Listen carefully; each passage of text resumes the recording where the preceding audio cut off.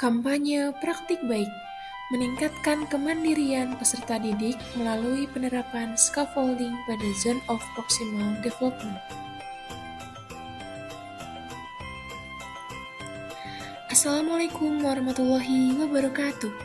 Perkenalkan, nama saya Lutfia Salsabila dengan NPM 869042400091. Saya merupakan mahasiswa PPG Calon Guru Gelombang 2 tahun 2024 dengan program studi Pendidikan Bahasa Indonesia Universitas Galuh. Pada kesempatan ini, izinkan saya membagi beberapa materi ke dalam 5 materi. Yang pertama, pengertian ZPD dan scaffolding. Yang kedua, ringkasan intervensi penerapan scaffolding pada ZPD. Yang ketiga, hasil yang dicapai terkait dengan scaffolding pada ZPD. Yang keempat, pembelajaran dan replikasi terkait penerapan scaffolding pada ZPD.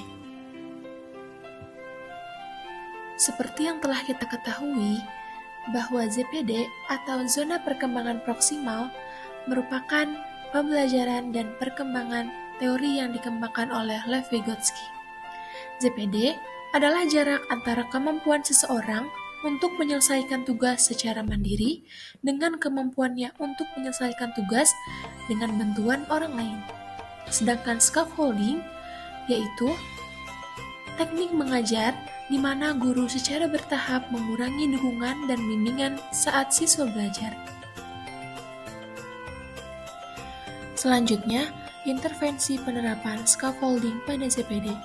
Intervensi ini berfokus pada penerapan strategi scaffolding dalam mendukung proses belajar peserta didik berdasarkan konsep ZPD.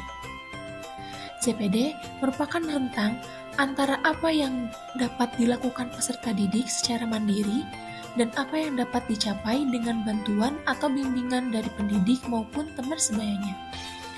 Dalam konteks ini, scaffolding berfungsi untuk memberikan dukungan terhadap peserta didik dan membantu mereka menyelesaikan tugas yang sedikit lebih kompleks daripada apa yang dapat mereka lakukan sendiri.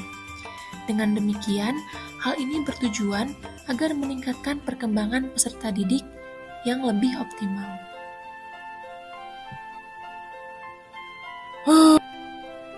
Berikut ini penerapan scaffolding pada ZPD di kelas 7I SMP Negeri 1 Ciamis. Penerapan scaffolding pada konsep ZPD di kelas 7I SMPN 1 Ciamis pada mata pelajaran Bahasa Indonesia dengan materi teks prosedur dan submateri mengenal adverbia dalam teks prosedur menggunakan pendekatan TRL, model pembelajaran problem based learning.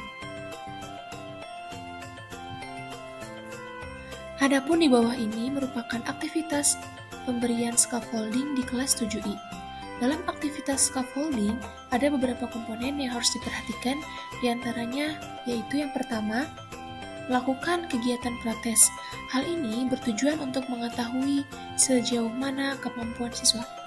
Lalu yang kedua, memberikan penguatan materi melalui media pembelajaran dengan memanfaatkan teknologi, yaitu menggunakan games tebak kata adverbia melalui aplikasi Wordwall.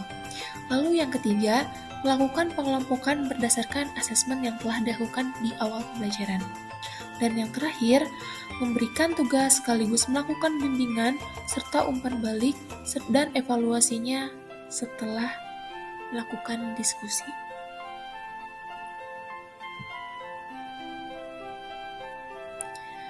Adapun teknik yang dilakukan dalam penerapan scaffolding di dalam kelas yaitu yang pertama, dapat berupa pemberian petunjuk secara bertahap.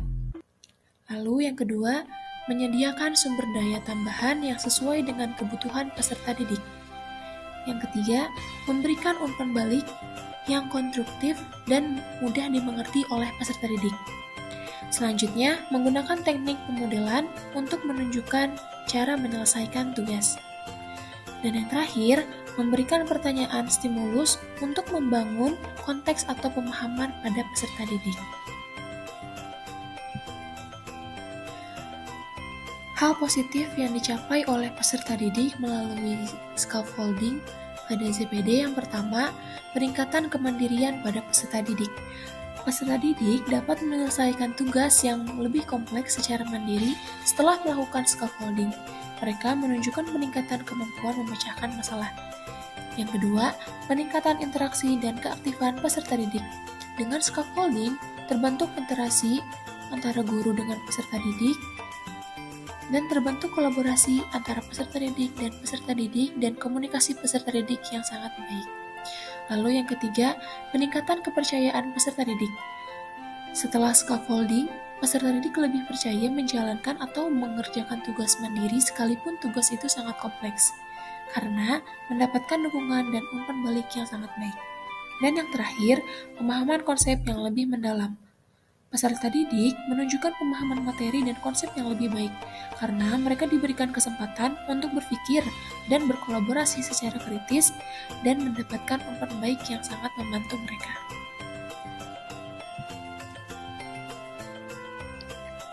Penerapan scaffolding dalam ZPD sangat memberikan banyak pembelajaran yang dapat diambil.